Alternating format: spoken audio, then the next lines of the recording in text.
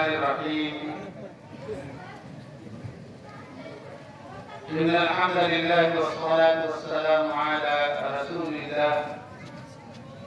ومن والاه وبعد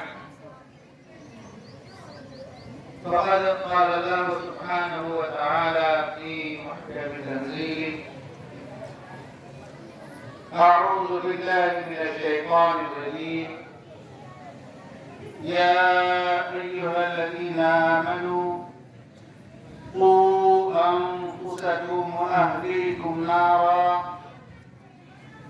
وقودها الناس والحجارة عليها ملائكة غلاظ شداد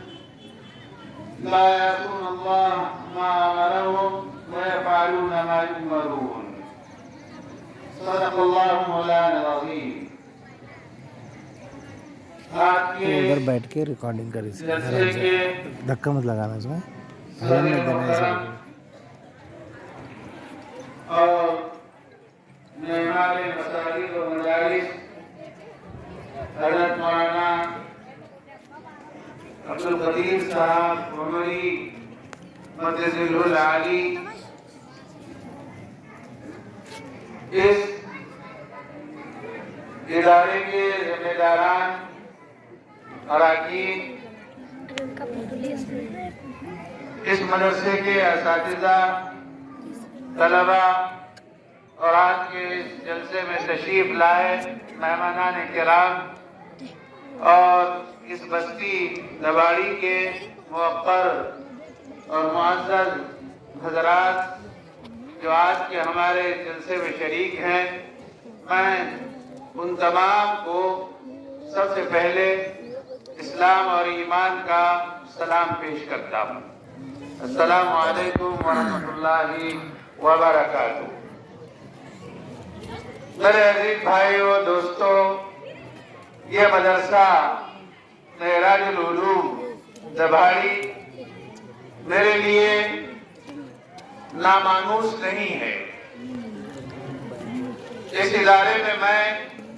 आज से 24-25 साल पहले भी आ चुका हूँ, जब ये इदारा बस्ती से करीब और उससे लगकर हुआ करता था. राब्ते मदारिस की जानिब से वहाँ कोई 2 रोज़ा प्रोग्राम रखा गया था और उस वक्त शहर औरंगाबाद से उस वक्त के बड़े बड़े उलमा उस इजलास में तशरीफ लाए थे. और अभी मुझे पता चला, मालूम हुआ कि 1985 में इस इदारे की दाफेल रखी गई, जिसको आज तकरीबन कमोबेश 40 साल हुआ जाते हैं. गोया ये इदारा अपनी उम्र के 40वें उस साल में पहुंचा है जहां किसी भी इंसान की उम्र पुख्ता और अक्ल बहुत मजबूत होती है. आम तौर पे 40 साल की उम्र को बहुत ज्यादा अहमियत इस्लाम में भी हासिल है. आप तमाम जानते हैं अल्लाह के रसूल सल्लल्लाहु अलैहि वसल्लम को जो नबूवत अता हुई वो आपकी उम्र के 40वें साल में हुई. तो 40 साल ये उम्र इंसान की बहुत ज्यादा माना रखती है. ये इदारा 40 साल की उम्र को पहुंच रहा है. इसका मतलब ये है कि अब यहाँ से इस इदारे की रोशनी और ज्यादा तेज और इसके फायदे और ज्यादा मजबूत और इससे रोशनास होने वाले लोगों की तादाद में और इजाफा और इस इदारे के अराकीन की खुलूस, उनकी लिल्लाहियत और अल्लाह के लिए काम करने का जज्बा इंशाअल्लाह मजीद बढ़ता रहेगा. छोटी छोटी चीज, मामूली सी बात जो किसी गलती की वजह से सरजद हो जाए और इस पर किसी को पशेमानी हो भी जाए तो ऐसी चीजों को नजरअंदाज कर दिया जाना चाहिए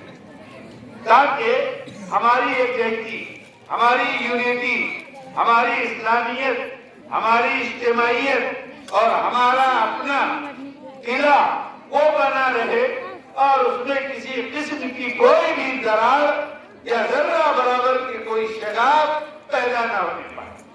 ये किसी भी इदारे के लिए अज हद जरूरी होती है। बहरहाल ये इदारा आज 40 साल की उम्र को पहुंच चुका और आपने बहुत सारे तलबा का ये इल्मी मुजाहरा और बहुत सारी तालीमात का ये इल्मी मियार, ये दोनों भी चीजें मुलाहिजा की और बहुत सारे तलबा को आप ही लोगों ने और हम ही लोगों ने उनको बहुत सारे इनामात से नवाजा और उनके पास मुट्ठी भर भर के पैसे लोगों ने बतौर इनाम और उनके हौसला अफजाई के खातिर उनको दिया है। गोया उनका हासिल करदा ये इनाम रुकुमात की शक्ल में ये दलील है इस बात की कि ये तलबा इस इदारे से फैज़याब हो रहे। ये दलील है इस बात की कि तलबा के अंदर इल्म को सहने और इल्म को अपने दिल और दिमाग में उतारने और इल्म से रोशनास होने का वो मजबूत इरादा जो उन्होंने कायम किया था और फिर वो इस इदारे में आए थे और अब वो इस इल्म के लेने वाले और इस इल्म को और इस चश्मे से पीने वाले बन गए हैं। तो अब उनके अंदर गोया इस इल्म की नहरें जारी हो रही और फिर मैं आपसे साफ बता दूं और इसके अंदर जरा बराबर भी कोई मुबालगा नहीं है कि आपके इस इदारे के असातिज़ा आप ही के इदारे के असातिज़ा नहीं बल्कि किसी भी इदारे के असातिज़ा अगर वो इतनी मामूली या कम तनख्वाहों पर जो गुजर औकात करते और जो है सूखी रोटी पर जो इक्तिफा करते अपनी जरूरियात को पसे पुश डालते और इन नौनिहालान को इन मेहमानान रसूल को जो किताब सुन्नत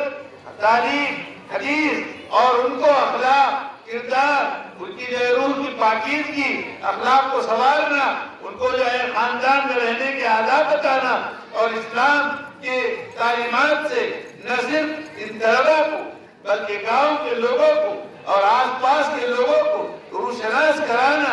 ये मदारिस के असातिज़ा की वो कुर्बानियां हैं कि जिसका कोई बदल कम से कम इंसान नहीं दे सकता। अल्लाह के दरबार में कुछ कमी नहीं, उसके खजाने में किसी चीज की कमी नहीं है। वो अपने खजानों को इंशाअल्लाह जब लुटाना होगा वो इन उलमा के लिए उसके दहाने खोल देगा। लेकिन उनकी ये कुर्बानियां, उनकी ये जो है दिक्कतें जिसको अंजाम देकर वो इन तलबा के लिए उन्होंने अपनी जिंदगियां लगा दी और अपनी उम्रें खपा दी। लेकिन आप क्या समझते हैं इन उलमा की कुर्बानियां सिर्फ जवारी के मदरसा ही नहीं, हिंदुस्तान भर के दीनी इदारों में दर्स और तदरीस का फरीदा अंजाम देने वाले तमाम उलमा किराम, दारुल देवबंद हो, जमीयतुल उलमा हो, मज़ाहिरुल उलूम हो या फिर जामिअतुल फलाह हो, मदरसतुल इस्लाह हो या और अक्कल कुएं के असातिज़ा हो या किसी भी इदारे के असातिज़ा हो, आप उनकी कुर्बानियों को मामूली समझते हैं। मैं आपसे बहुत खुले अल्फाज में ये बात बताना चाहता हूँ कि याद रखिए हम और आप हिंदुस्तान में जीते लेकिन हमारी आंखें बंद नहीं है, कानों के अंदर गांठें नहीं डाल के रखा है। हम सुनते हैं, हम देखते हैं। अल्लाह ने हमको अक्ल की दौलत से मुशर्रफ किया, सूझबूझ दी, फहम दी। क्या हम आजकल के हालात को देखकर किसी नतीजे पे पहुंचने से कासिर रहते हैं? क्या हम किसी नतीजे पे पहुंचने वाले नहीं बनते हैं? इन हालात पे नजर रखिए और देखिए कि हमारे मुल्क की जो हालात थे, जिस तरह के जो वाकयात रुनमा हो रहे हैं और हमारे मुल्क में जो इतनी आबादी है, इन मुल्क की निगहबानी और इन मुल्क के दीनी और अखलाकी और इस्लामी तालीमात से रोशनास कराने का फरीजा जानते हैं आप कौन देता है? वो यही उलमा है, यही हुफ़ाज़ है, यही अइम्मा है, यही मदरसे के पढ़ाने वाले लोग हैं जो लोगों को दीन इस्लाम से रोशनास कराते हैं। और याद रखिए तारीख बताती है, वो रशिया होने दीजिए, वो स्पेन होने दीजिए, वो और बल्कि हिंदुस्तान होने दीजिए कि जहां पर दीनी तालीम اگر مدرسوں سے وہ ملک خالی رہے اور دینی تعلیم سے وہ جو ہے نابلد رہے، وہاں پر جس طرح کے انقلابات آئے کہ وہ انقلابات نے ملکوں کو بدل ڈالا، ذہنوں کو دھو ڈالا، روح کو پراگندہ بنا دیا اور ضمیر کو مردہ بنا دیا۔ لیکن جہاں پر ادارے ہیں، تعلیم گاہیں ہیں، جہاں پر لوگ جو ہے اساتذہ پڑھاتے ہیں، ان کے دم سے اور ان کی جی جان پر کسی بھی ملک میں مسلمان باقی ہیں اور سانس لے رہے ہیں اور اسلام زندہ ہو رہا ہے اور اسلام کی گھٹائیں، رحمت کی گھٹائیں لوگوں پہ چھا رہی ہیں۔ کیوں؟ اس لیے کہ ان لوگوں نے اپنے اللہ کے حضور جو وعدہ کیا ہے کہ دینی تعلیم کو عام کرنے کا، لوگوں کو اخلاق سے جو ہے متعارف کرانے کا، اور وہ اس میدان میں کام کر رہے ہیں۔ تو مدارس کے جو طلبہ ہیں وہ اپنے اخلاق اور کردار کے ذریعے سے، اور ہم چاہتے ہیں کہ ہماری آنے والی نسلوں میں وہ روشنی پیدا ہو، ہماری آنے والی نسلیں اس ملک میں خیر و برکت کا ذریعہ بنتے رہے۔ اس ملک کے اندر جو پھیلی ہوئی انارکی ہے، جو بد اخلاقیاں ہیں، جو بے حرمتیاں ہیں، جو جنم لے رہی ہیں، وہ ختم ہو۔ ہم لوگوں کو مساوات کا، انسانیت کا اور لوگوں کو اسلام کی اس سچائی کا اگر درس دینے والے بنتے ہیں تو یہ اس ملک کی قسمت میں لکھا جا چکا کہ یہاں پر یہ لوگ پیدا ہوں گے اور یہ لوگ اس دعوت کو لے کر چلیں گے اور عام انسانوں کی خدمت کے لیے یہ لوگ اٹھ کھڑے ہوں گے۔ یہ قسمت میں اس ملک کے لکھا جا چکا ہے۔ میں سمجھتا ہوں کہ ہمارے چھوٹے چھوٹے اداروں میں اور بڑے بڑے اداروں میں جو طلبہ پڑھ رہے ہیں، جو طالبات پڑھ رہی ہیں، کہ یہ ماں وہ بچے کی تربیت گاہ ہوتی ہے، وہاں سے اگر وہ دین کی معلومات لیتی ہیں اور پھر اپنے بچے کی تربیت کو جو انجام دیتی ہے تو وہ بہت بڑا فریضہ انجام دیتی ہے۔ میرے عزیزو، وقت بہت تھوڑا ہے اور ابھی جو ہے مہمانان بھی باقی ہیں اور بہت دیر ہو چلی ہے، دھوپ کی تمازت بھی بڑھ رہی ہے اور پھر ہم سب کو اور بھی دیگر امور انجام دینے ہیں۔ اس لیے میں بہت اختصار کے ساتھ صرف ایک ایسا واقعہ جو تاریخ میں یعنی بلکہ حال ہی میں پیش آیا ہے، جو ایک عربی اخبار میں وہ جو ہے چھپا تھا، اور اس عربی اخبار کا ماحصل جو کچھ مجھ کو اس سے ملا ہے وہ میں آپ کے سامنے ذکر کرتا ہوں، اور پھر یہ درخواست آپ سے کرتا ہوں اہل دباڑی سے اور دباڑی کے قرب و جوار میں جو ہے دیہات اور گاؤں ہیں، ان سے میں آپ سے صاف کہتا ہوں کہ آپ اس ادارے کی امداد، نصرت، تعاون جس انداز میں مادی شکل میں، معنوی شکل میں، اخلاقی طور پر انجام دیتے ہیں، تو آپ یہ طے کر لیں کہ، اور میں یہ بات کھلے طور پہ کہہ رہا ہوں، جہاں جہاں بھی جاتا ہوں وہاں یہ بات کہتا ہوں کہ جس گاؤں میں، جس بستی میں، جس شہر میں، جس محلے میں جو ادارہ ہے، جو مدرسہ ہے، وہاں کے لوگ اس ادارے کا خود سے تکفل کرنے کی عادت ڈالیں۔ یعنی دباڑی کے لوگ اپنے جو ہے زراعت کا عشر، دباڑی کے لوگ اپنی زکات، دباڑی کے لوگ اپنے صدقات، دباڑی کے لوگ اپنے عطیات، وہ سب اس کو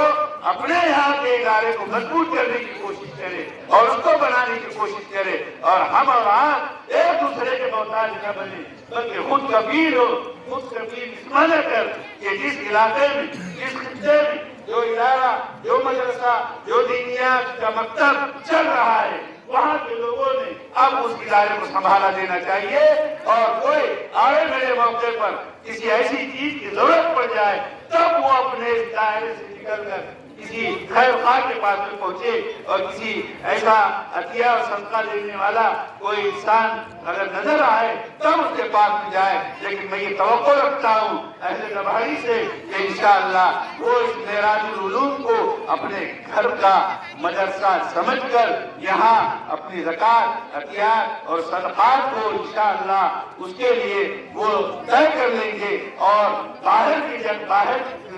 اداروں کے لیے میں یہ نہیں کہتا کہ نہ دے، آپ ان کو بھی دے، لیکن ان کا حق وہ زیادہ بنتا ہے کہ آپ اس کی طرف اپنی توجہات کو زیادہ رکھیں۔ ایک بات جو آخری طور پہ میں نے ذکر کی ہے کہ اخبار کے اندر جو تراشا میں نے پڑھا تھا وہ یہ تھا کہ ایک ریڈیو اناؤنسر نے اپنی ٹیلی فونک گفتگو میں ٹیلی فون کے ذریعے سے اس نے ایک بہت کروڑپتی اور بہت مالدار قسم کے شخص سے فون پر بات چیت کی، اور فون پر جو اس نے بات کی اس نے اس سے کہا کہ میرا آپ سے ایک سوال ہے، اور سوال یہ ہے کہ آپ اتنی دولت کے مالک ہیں اور اتنی دولت سے آپ کو جو ہے گاڈ نے نوازا ہے جی، بلکہ آپ کے پاس ساری آسائشیں ہیں، ساری خوشیاں آپ کو حاصل ہیں، ذرا آپ میرے کوشچن کا آنسر دیجئے کہ ان تمام اپنی زندگی میں، آج تک کی زندگی میں، زندگی کا وہ کون سا مرحلہ ہے کہ جس میں آپ کو آخری درجے کی خوشی حاصل ہوئی؟ تو اس شخص نے جو جواب میں کہا اس کو سنیے، اور اس کے بعد میں آپ غور کیجیے کہ واقعتاً جو بات ہم کو کرنی ہے وہ کب اس شخص نے ادا کی، وہ کر گزرا، اور کب وہ جو ہے خوش و خرم اور بہت مطمئن اور پرسکون رہا۔ اس شخص نے جواب دیا کہ محترم، میری زندگی کے خوشی کے وہ مراحل ہیں جو بنیادی طور پر 4 ہیں، جہاں پر مجھ کو خوشیاں تو حاصل ہوئی لیکن میں اپنی خوشیوں سے کہیں مطمئن نہیں ہو سکتا۔ پہلا مرحلہ تو وہ ہے کہ مجھے اپنی زندگی میں مال اور دولت کمانے کا شوق تھا، تو میں نے بہت سا مال کمایا، بہت ساری دولت سمیٹی، لیکن مال اور دولت سمیٹنے کے بعد مجھے سکون تو کیا حاصل ہوتا، میرا سکون مزید درہم برہم ہو گیا۔ مال اور دولت کی فکر نے اور اس کو جپے رہنے میں اور اس کی حفاظت میں میری ساری جو ہے توانائی اس میں خرچ ہو گئی، ساری خوشیاں کافور ہو گئی۔ میری زندگی کا دوسرا مرحلہ وہ آیا کہ مجھے دنیا کی قیمتی چیزیں، قیمتی اشیاء جمع کرنے کا بڑا شوق پیدا ہوا۔ میں نے ہر قیمتی چیز خریدنے کی کوشش کی، اور جب میں خریدتا تھا تو تھوڑے دنوں کے بعد اس قیمتی چیز کی چمک دمک مانگ پڑ جاتی اور میری خوشی کافور ہو جاتی، مجھے وہاں بھی خوشی نہیں۔ پھر تیسرا مرحلہ میری زندگی کا یہ آیا کہ بڑے بڑے جو ہے فٹ بال ٹیمیں، کرکٹ کی ٹیمیں یا بڑے بڑے جو ہے ٹورسٹ کی جگہ ہے، جو بہت بڑے بڑے پروجیکٹ ہوتے ہیں، وہ میں نے خریدنا شروع کیا۔ لیکن کچھ ہی دنوں کے بعد جب میں نے وہ خریدے تو میں نے اپنے آپ کو دیکھا کہ میرا دل قطعی ان تمام دولت سے مطمئن نہیں ہوا اور مجھے ذرا بھی خوشی نہیں۔ اچانک اس دوران میرے ایک دوست کا فون مجھے آیا، اور میرے دوست نے مجھ سے ایک گزارش کی، وہ میرا دوست تھا، تو اس نے کہا کہ فلاں جگہ پر کچھ طلباء ہیں جو معذور ہیں جسمانی اعتبار سے، چل پھر نہیں سکتے، تو میری یہ خواہش ہے کہ تم اس جگہ پر اس جگہ جا کر ان کو کچھ ویل چیئر آپ خرید کر دیں تاکہ وہ چل پھر سکے، آ جا سکے۔ تو میں نے میرے دوست کے کہنے پر کچھ ویل چیئر خریدی اور دوست سے کہا کہ یہ لے جاؤ اور جہاں تم کو دینا ہے وہاں پر دے دو۔ تو میرے دوست نے یہ کہا کہ ٹھیک ہے، آپ نے میری بات مانی، لیکن میری گزارش آپ سے یہ ہے کہ آپ خود اپنے ہاتھوں سے وہ ویل چیئر ان معذور بچوں کے درمیان میں تقسیم کریں۔ چنانچہ وہ شخص جن کے پاس سے اس جگہ پر آیا، ان معذور بچوں کے پاس میں آیا، اور اس نے اپنے ہاتھوں سے ان معذور بچوں کو ویل چیئر دیتا گیا اور ایک ایک کو دے رہا تھا۔ جو بھی بچہ ویل چیئر ملتی تھی وہ فوراً ویل چیئر پر بیٹھتا اور گھومتا رہتا اور اچھلتا رہتا تھا، اور اس کو بڑی خوشی ہو رہی تھی کہ ویل چیئر پر ادھر سے ادھر بھاگ رہا ہے، ادھر سے ادھر ٹہل رہا ہے، اور وہ بہت مگن میں، سارے بچے بھاگ رہے ہیں۔ تو مجھ کو لگا کہ ویل چیئر میں نے جن بچے کو دی ہے وہ بہت ایسا خوش نظر آ رہے ہیں، تو میں بھی ذرا ان کو دیکھ کر میرا جی بھر آیا اور خوشی کی ایک انتہا نہ رہی۔ تو میں وہاں سے نکل رہا تھا تو ایک بچہ جو ویل چیئر پہ تھا وہ میرے قریب آیا، اور قریب آنے کے بعد اس نے میرا پیر پکڑ لیا، تو مجھے لگا، تو میں تھوڑا سا اس کی طرف جھکا، مجھے لگا کہ شاید اس بچے کو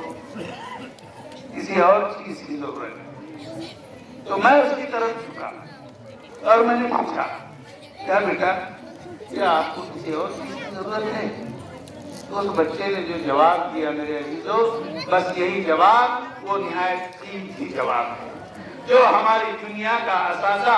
اور ہماری دین کا بھی جو ہے خلاصہ گویا یہ جواب ہے جو اس معذور بچے نے دیا تھا۔ یہی میں پیغام آپ کو دیتا ہوں اس شخص کا، وہ جملہ وہ سینٹینس جو اس نے اس بچے کی زبان سے ادا ہوا تھا، وہ آپ ہی کی نظر کرتا ہوں اور پھر آپ سے اجازت چاہتا ہوں۔ اس بچے نے جو بات کہی کہ انکل مجھے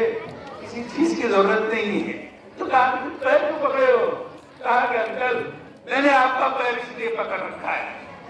کہ میں آپ کے چہرے کو بہت غور سے دیکھ لینا چاہتا ہوں تاکہ آپ کے چہرے کے تمام نقوش کو میں اپنے ذہن میں رکھوں۔ اس وقت میں دنیا میں آپ کا شکریہ ادا کر ہی رہا ہوں، لیکن جب میں اپنے خدا کے پاس بھی جاؤں گا اور میں اپنے خدا کے پاس بھی کھڑا رہوں گا تو میں اپنے خدا کے سامنے بھی تم کو پہچان کر اس کے سامنے کھڑا کروں گا اور اپنے خدا کے سامنے تمہارا شکریہ ادا کرنا چاہوں گا، اس لیے میں تمہارے چہرے کو غور سے دیکھ رہا ہوں۔ یہ ہے ایسی جگہوں پر تعاون کرنے کا صلہ کہ اللہ کے سامنے وہ گواہ بھی بن رہا ہے اور اس کے حق میں بھی گواہ بن رہا ہے جس نے اس کی مدد کی ہے، جس نے اس کا تعاون کیا ہے۔ جو بھی ایسی جگہوں پر جہاں ضرورت مند لوگ ہیں ایسی جگہوں پر تعاون کرے گا، اس کا صحیح معنی میں بدلہ وہی خالق کائنات اور وہی مالک ملک اور ہم سب کا جو ہے پیدا کرنے والا وہی دے گا۔ اللہ تعالیٰ جو لوگ بھی اس ادارے کے سلسلے میں خیر خواہی رکھتے ہیں، اللہ تعالیٰ ان کے جذبے کو مزید بڑھائے اور اداروں کے سلسلے میں تعاون کرنے والا بنائے، اللہ کے سامنے سرخرو ہو کر ہو جائے۔ اللہ تعالیٰ ہم سب کو پورے اخلاص کے ساتھ اور نہایت دیانتداری کے ساتھ ان اداروں میں کام کرنے کی توفیق عطا فرمائے۔ وما ذلك على الله بعزيز، هذا وبالله التوفيق، وآخر دعوانا ان الحمد لله رب العالمين۔